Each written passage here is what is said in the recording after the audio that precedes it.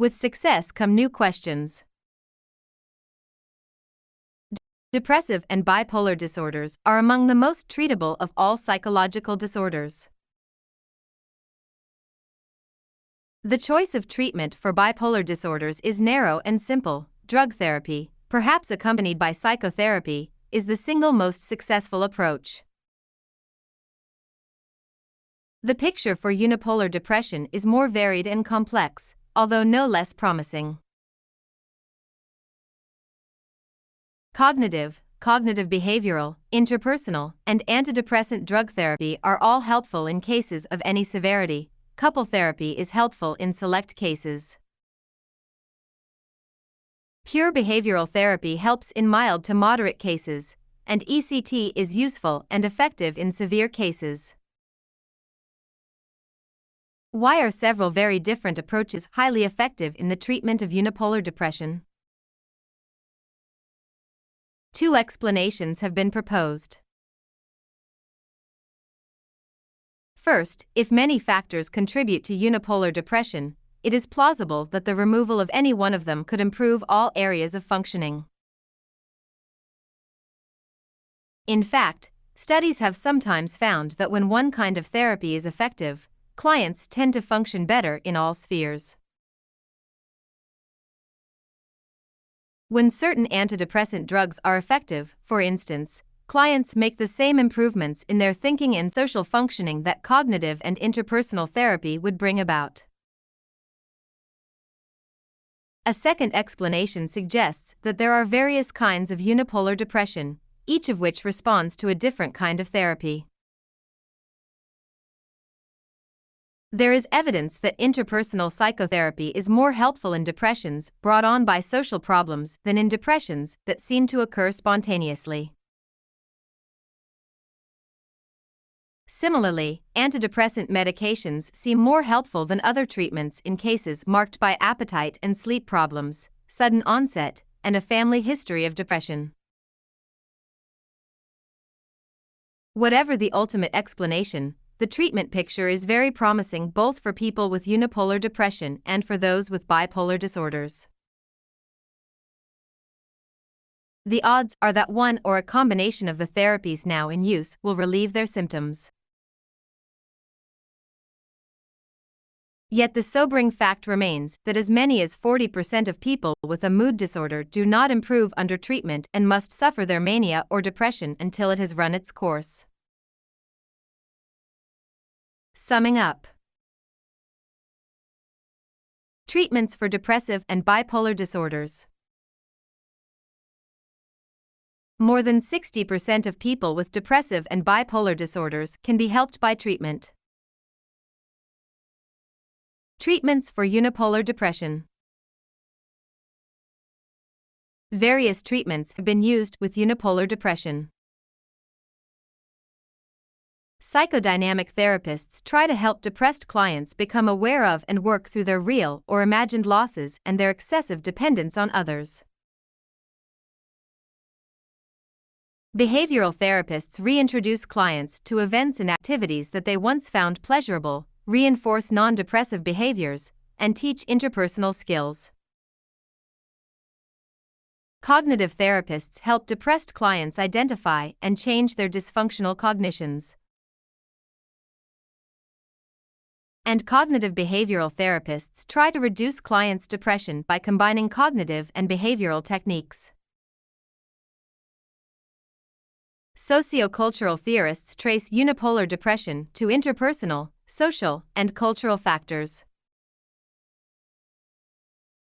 One family social approach, interpersonal psychotherapy, is based on the premise that depression stems from social problems.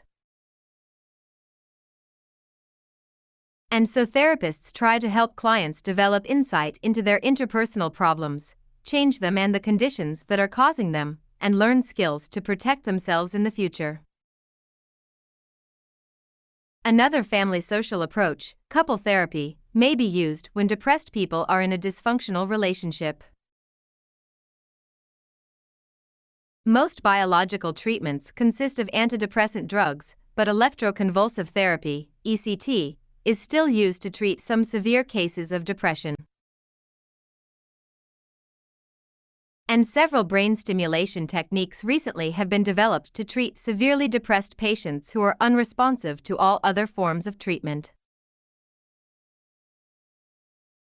ECT remains a controversial procedure, although it is a fast-acting intervention that is particularly effective when depression is severe, unresponsive to other kinds of treatment, or characterized by delusions. Antidepressant drugs include three classes: MAO inhibitors, tricyclics, and second-generation antidepressants. MAO inhibitors block the degradation of norepinephrine, allowing the levels of this neurotransmitter to build up and relieve depressive symptoms. People taking MAO inhibitors must be careful to avoid eating foods with tyramine. Tricyclics improve depression by blocking neurotransmitter reuptake mechanisms, thereby increasing the activity of norepinephrine and serotonin. The second-generation antidepressants include selective serotonin reuptake inhibitors, or SSRIs, drugs that selectively increase the activity of serotonin. These drugs are as effective as tricyclics and have fewer undesired effects. And, finally, the brain stimulation techniques include vagus nerve stimulation, which has been approved by the FDA for use in cases of depression, transcranial magnetic stimulation, and deep brain stimulation. Comparing treatments for unipolar depression. The cognitive, interpersonal, and biological therapies appear to be the most successful for mild to severe depression. Couple therapy is helpful when the individual's depression is accompanied by significant marital discord. Behavioral therapy is helpful in mild to moderate cases. And ECT and brain stimulation treatments are effective in severe cases. Combinations of psychotherapy and drug therapy tend to be modestly more helpful than any one approach on its own. Treatments for bipolar disorders. Lithium and other mood-stabilizing drugs, such as carbamazepine or valproate, have proved to be effective in the treatment of bipolar disorders, particularly in the reduction and prevention of manic episodes. In some cases, these drugs are combined with antidepressant drugs or certain antipsychotic drugs. The various drug treatments are helpful in 60% of cases. The mood stabilizers may reduce bipolar symptoms by affecting the activity of second messenger systems or key proteins or other chemicals in certain neurons throughout the brain. Alternatively, lithium and other mood stabilizers may directly change the activity of sodium and other ions in neurons, for example, by altering the transportation of the ions across neural membranes.